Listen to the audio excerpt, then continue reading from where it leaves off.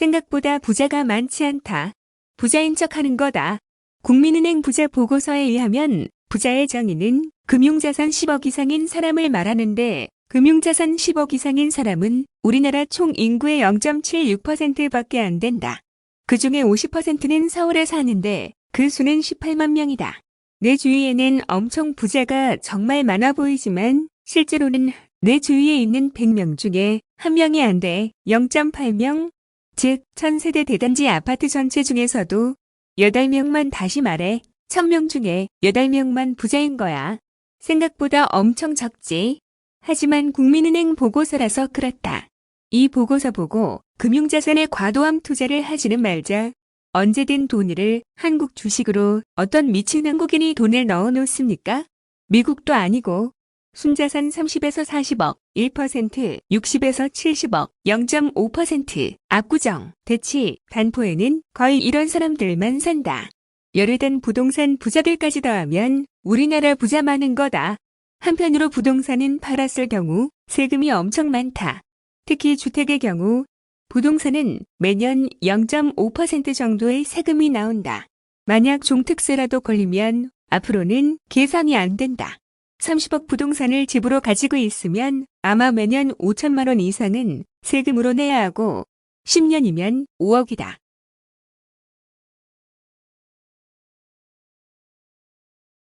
부자 된다고 밥 4끼 먹을 수는 없다. 그래도 꿈의 직장에서 월 2천 벌어서 저축으로 부자의 기준인 금융자산 10억 만들려면 월 1천 쓰고 1천만 원 저축하면 1억 저축하는데 10개월 10억 저축하는데 100개월 걸리네. 9년 걸리는구나. 헐.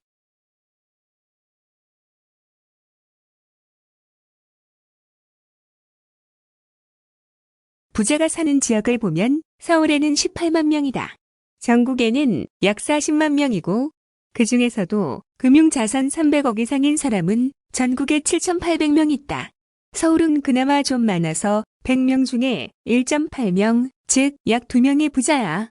상위 2%가 부자고 경기도는 상위 1%가 부자고. 그런데 왜 이렇게 부자가 많아 보이지? 부자의 가족까지 부자로 봐야지. 곱하기 3을 물론 해야겠다. 부자들이 서울에 16만, 강남 3구에 9만 산다고 본다면 전체 가구수 서울 160만, 강남 3구 26만 가구 중 서울 3인 이상 가구 중 최소 5% 이상, 강남 3구에서 3인 이상 가구의 20%이 금융자산 10억 이상 아빠, 엄마를 가지고 있을 확률이 많다. 그러나 다른 면으로 전부 뻥이라서 그런 거야. 부자인 척하는 거지. 그래야 우리나라에서는 사회생활이 가능하니깐.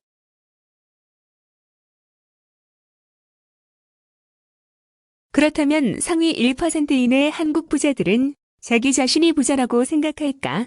노노노. 한국 부자는 넉넉한의 기준을 총 자산 100억 원 이상으로 생각하고 있었다. 자산 종류별로 부자라면 보유해야 할 최소 자산 규모에 대한 생각을 살펴보면 부동산 자산은 최소 50억 원, 금융자산은 최소 30억 원으로 나타났다. 부자들은 긴급 유동성 자금을 생각하면 금융자산 20억 정도는 있어야 유동자산으로 현금성 자산이 10억 정도 있고 등 총자산뿐만 아니라 즉시 현금화할 수 있는 유동성 자산을 부자의 자산 기준으로 중요하게 생각하고 있었다.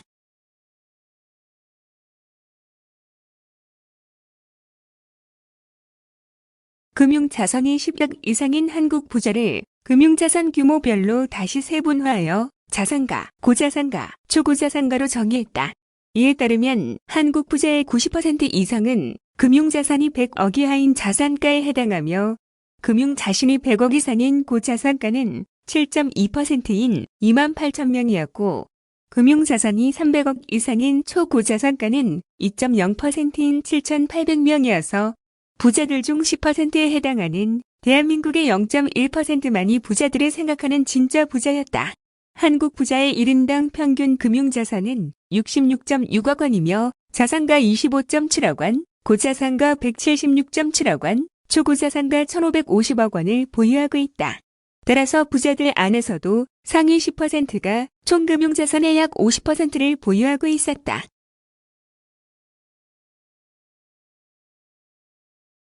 2021년 한국 부자의 총 자산은 부동산 자산 58.2%와 금융 자산 36.3%로 구성되어 있으며 그 외 회원권과 예술품 등 기타 자산이 일부를 차지하고 있다.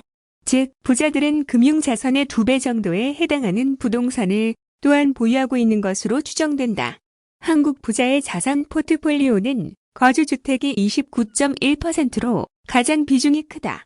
이어 유동성 금융 자산 12.6%, 빌딩 성가 10.8%, 거주외 주택 10.6%, 주식 리츠 ETF 8.8%, 예저금 8.1% 순으로 높은 비중을 보였다.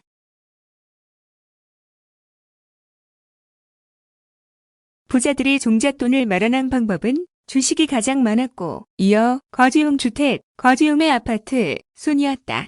한국 부자가 생각하는 종잣돈은 평균 8억 원으로 나타났다. 부자들이 부를 늘리는 데 활용하는 가장 큰 동력은 목표 금액이다. 그들은 스스로 생각한 목표 금액을 달성하기 위해 더 열심히 자산을 운용하고 투자한다. 부자들이 생각하는 목표 금액은 평균 111억 원으로 보유 자산의 1.7배에 달하는 규모를 목표로 하고 있다.